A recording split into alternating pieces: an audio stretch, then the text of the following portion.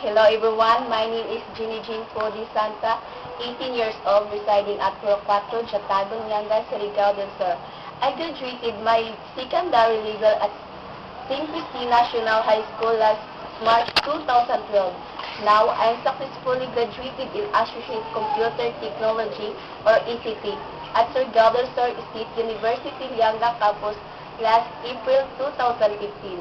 I have work experience when I was in college on the job training at Surigao del Sur State University Guidance Office.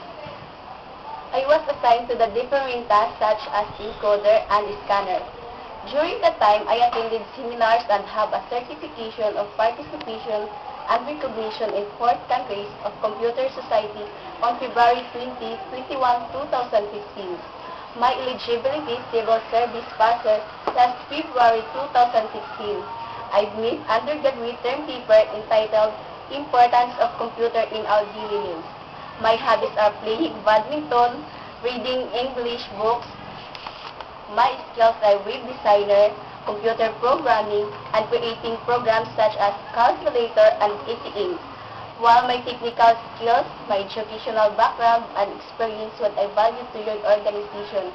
When you combine this passion and dedication and commitment to innovate programming, I believe to provide total package, I guarantee that you won't regret making the decision.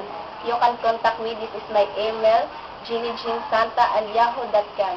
Thank you so much for taking the time to listen.